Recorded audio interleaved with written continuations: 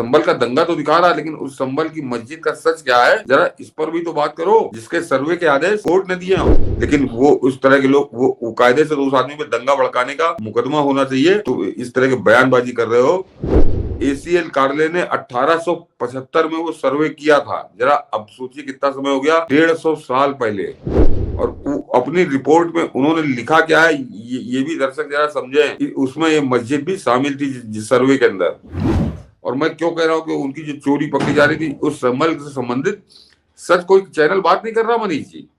संभल का दंगा तो दिखा रहा है, लेकिन उस संभल की मस्जिद का सच क्या है, जरा इस पर भी तो बात करो, जिसके सर्वे के आदेश कोर्ट ने दिए हैं। और वो मैं क्या बताऊं कि वो जो जिसको बड़ा राष्ट्रवादी कहते हो, जो अदालत लगाने वाला संपादक, वो तो खुलकर कोर्ट को गरियाने लगा। एक तरह से वो हिंदुओं को गरिया रहा है कि इतनी जल्दी क्या थी, और कोर्ट ने एक तरफा निर्णय क्यों दे दिया।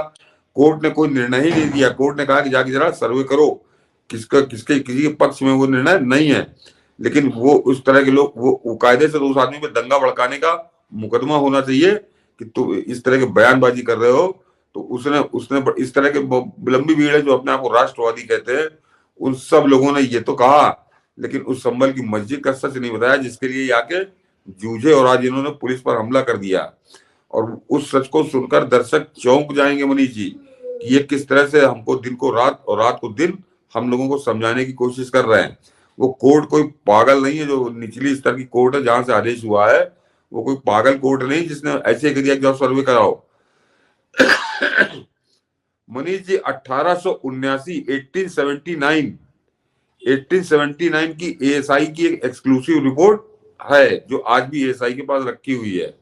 और वो रिपोर्ट जो है 1879 में, जो उस समय के ASI के तत्कालीन अधिकारी थे ACL कार्यालय ने 1875 में वो सर्वे किया था। जरा अब सोचिए कितना समय हो गया, 150 साल पहले। 1875 से समझिए आप 150 साल हो गए। तो 150 साल पहले 1875 में उन्होंने एक सर्वे किया था, और वो रिपोर्ट तैयार करने में उनको समय लगा, क्योंकि वो केवल इसी मस्जिद के लिए नहीं आए थे। उन्होंने अपनी जो रिपोर्ट तैयार की थी, उसका नाम ही था कि tours in the central Doab and Gorakhpur. तो वो इतना लंबा उनका सर्वे था, वो पूरा घूम घाम के जब आए तो वो रिपोर्ट कंपाइल करके उन्होंने 1879 में ASI में जमा की। तब से वो रिपोर्ट ASI के पास है। और अपनी रिपोर्ट में उन्होंने लिखा क्या है, ये भी दर्शक जरा समझें। उसमें ये मस्जिद भी शामिल थी जिस सर्वे के अंदर, कि उनके जो सर्वे रिपोर्ट है उसके पन्ना नंबर 25 और 26, उस पर इस मस्जिद का जिक्र है। तो उन्होंने लिखा है कि मस्जिद के अंदर व बाहर, जरा दर्शक ध्यान से सुने, कि अंदर व बाहर जो खंबे हैं वो हिंदू मंदिरों के खंबे हैं। ये उन्होंने उस पर बहुत साफ शब्दों में लिखा है उस ASI की रिपोर्ट में। सन 1879 हो गई, RSS न तो RSS थी, न भाजपा थी, और जिनके नाम से बड़ा रोना रोते हैं, न तो हिंदू महासभा थी। और ACL कार्यालय जिसने लिखी थी वो अंग्रेज हुआ करता था। तो उस अंग्रेज ने वो पूरी अपनी रिपोर्ट उसमें दी है, कि उसने लिखा कि ये इस मस्जिद के अंदर और बाहर जो खंबे हैं वो हिंदू मंदिरों के हैं, जिसको प्लास्टर से छुपाया गया है। और उसकी पकड़ में यूं आया कि जब वो सर्वे करने गया, तो वो सर्वे के दौरान उसमें कुछ प्लास्टर टूटा हुआ उसको मिला, तो उसके पीछे उसको ईंटें नजर आई। तो फिर उसने पूरा जब सर्वे किया तो पता चला कि ये ईंटें जो हैं ये हिंदू मंदिरों की हैं, और ये लाल रंग की हैं, जो मस्जिद में नहीं हुआ करती। तो फिर उसने पूरा प्लास्टर उखड़वा के जो उसने अपना सर्वे करना था उसको उसने किया, कि ये पता चला कि प्राचीन हिंदू मंदिर है जिसके ऊपर ये मस्जिद बनी हुई है।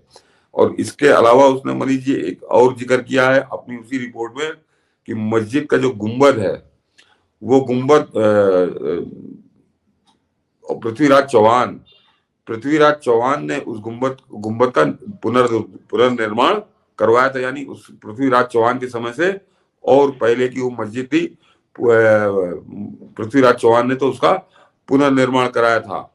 इसके अलावा उसने बताया कि उसको उस सर्वे के दौरान 1875 में उसको उस सर्वे के दौरान एक शिलालेख मिला था उस मस्जिद के अंदर, क्योंकि तब तक कन्वर्ट हो चुकी थी। और उस शिलालेख में बहुत स्पष्ट लिखा हुआ था, इस मस्जिद का निर्माण हिजरी 933। अब ये मैं दर्शकों को कहूंगा, ये सन जरा समझिए, ये आज के दंगे की जड़ और ये जो अखिलेश यादव चिल्ला रहा, दुनिया भर के लोग चिल्ला रहे हैं, ये सब बहुत बुरी तरह बेनकाब होंगे।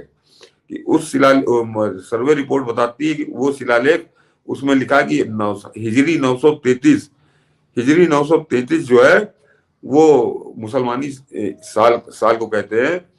कि वो अगर आप ईसवी सन में आ जाइए तो वो जो आप उसका मुकाबला करेंगे तो 1528 या 1529 आप उसको मान लीजिए कि 1528 या 1529 में इस जगह इस मस्जिद का निर्माण बाबर के आदमी मीर हिंदू बेग ने करवाया, मंदिर से मस्जिद के रूप में, यानी मंदिर था और उसको उसने मस्जिद में कन्वर्ट कर दिया। ये उसके अंदर शिलालेख लिखा उसको मिला था ACL कार्ले को।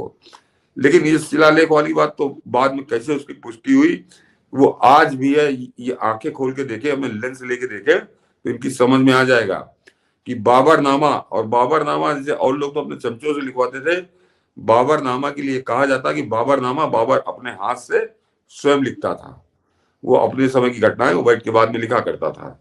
और बाबरनामा के ने जो अपने बाबरनामा में जो जिक्र किया है उसका मनीष जी वो एक गजब कहानी है कि बाबरनामा ने लिखा है कि अपने, और बाबरनामा का मैं पन्ना बता दे रहा हूँ तो अरबी फारसी तो पढ़ नहीं पाएंगे, कि वो जो अनुवाद किया है उसका मिस्टर बेवरेज ने, जो बाबरनामा का एक अंग्रेजी ने अनुवाद किया बहुत पहले, कि मिस्टर बेवरेज ने जो अनुवाद किया है उस अनुवाद में 687 नंबर पन्ने पे बाबरनामा में इसका जिक्र आता है कि हमारा आदमी मीर हिंदू बेग, वो बीच में उसका हिंदू लगा है कि मीर हिंदू बेग ने एक हिंदू मंदिर को तोड़ ध्वस्त करके वहां पर मस्जिद में उसको परिवर्तित कर दिया। ये बाबर अपने हाथ से लिखकर बाबरनामा में लिख गया। तो आज से 1529, उसका 2-3 साल बाद उसने लिखा होगा तो जिंदगी भर उसका चलता रहा।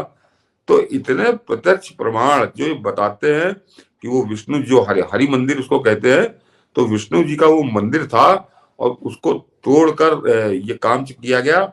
और वो जरा मुनि जी समझिए कि वो मीर बाकी कहा जाता है, यहाँ मीर बेग कहा जा रहा है।